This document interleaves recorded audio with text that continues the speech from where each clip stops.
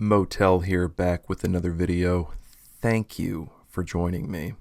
Woe is us, am I right?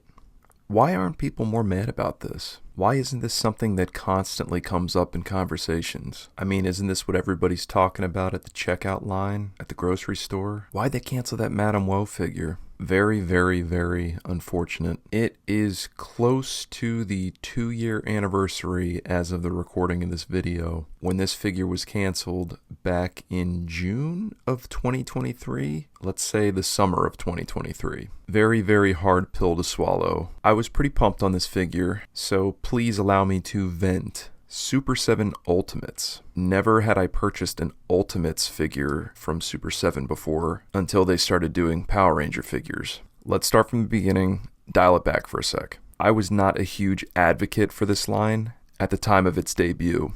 I remember talking about it on the Toy Talk Guys podcast and not being super excited about it because we were in the thick of it with the Power Rangers Lightning collection from Hasbro.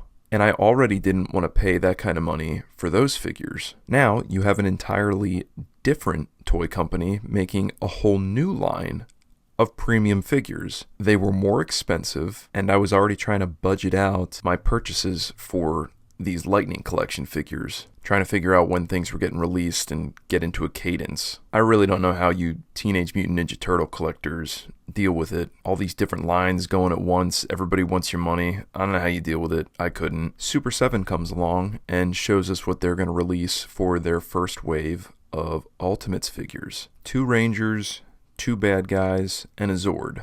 And they were $55 a piece.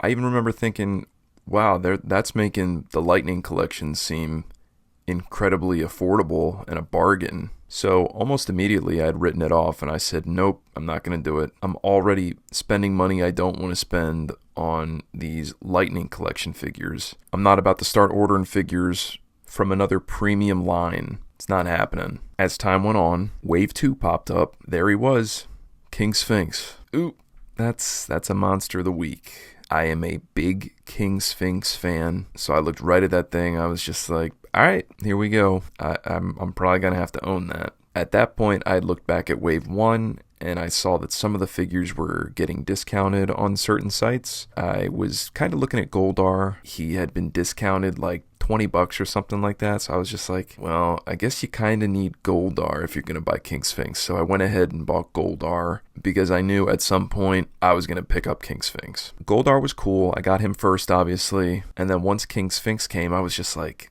ooh, man, I think I like these better than the Lightning collection. Hot take. Controversial take, I'm sure. Wave 3 was announced. Nothing really piqued my interest there. Wave 4 gets announced, and admittedly, I'm a little stoked. There's only 3 figures in this wave, but one is Madame Woe. I know she's a part of that game, Heroes of the Grid, or whatever. I know she's like a game token, but I'm talking about like an action figure, like a full-on posable collectible action figure. Never saw a release. So as much as I don't love modern stuff, it was nice to see Super7 trying to get this figure out. I kept thinking, man, I'm glad I bought stock in this. You know, I got Goldar, I got King Sphinx, like I'm set to go. Like keep giving me these monsters. Yeah. But unfortunately, there were not enough pre-orders for this figure, and she was never put into production. That is unfortunate. She was also simultaneously canceled alongside the White Tiger Zord, which I thought was pretty odd, considering how popular Tommy is. It stinks on a lot of levels. I did like this character a lot growing up.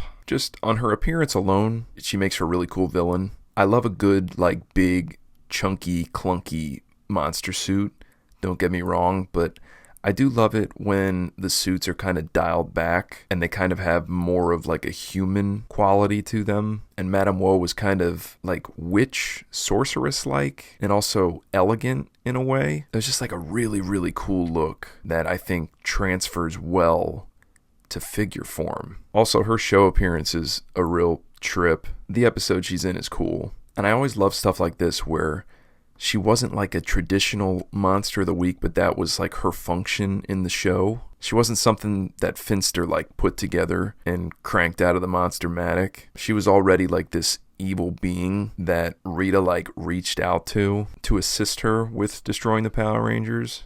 Usually in these early MMPR seasons, we're given very little exposition on the villain side of things. So it's always interesting to see these little bits of information get dropped on us like this. It's funny, you watch the episode and they kind of begin with having you believe that this is going to be a monster that is made, but then out of nowhere Rita's like, I'm gonna go holler at Madame Woe, and it takes all of like 20 seconds for Rita to be like, hey, you don't seem busy, come and help me.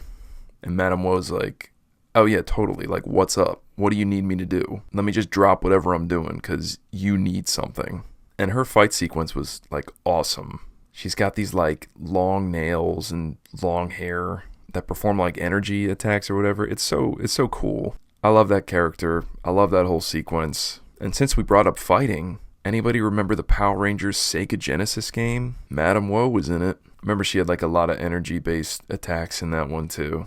And you know in those fighting games where you go to like block an incoming attack, I just remember her like covering her face. Like, don't look at me. Don't look at me. Very, very sad we won't be getting that figure. These were just getting released in tandem with Lightning Collection stuff. I'm sure people were just picking and choosing. I'm sure there's people out there that were going for everything in both lines, but I'm sure for the most part, everybody was picking and choosing. Where are you now, Super 7? Release this stuff now. The Lightning Collection is dead. Now is the time. Bring this figure back. I guarantee you have backers for it. People are foaming at the mouth for Power Rangers premium collectibles at this point.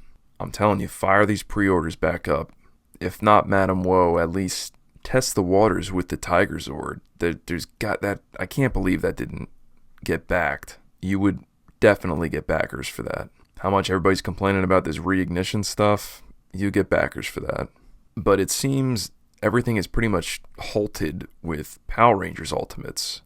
Are they releasing a Draken figure in 2025? But since they've released the whole Mighty Morphin team, it kind of feels almost like solidified. Like, okay, you're not going to be, maybe you'll get a figure here and there, but we're done with these like waves of figures. I really think if you put anything out, it's going to sell though at this point. Super 7, fire these pre-orders back up.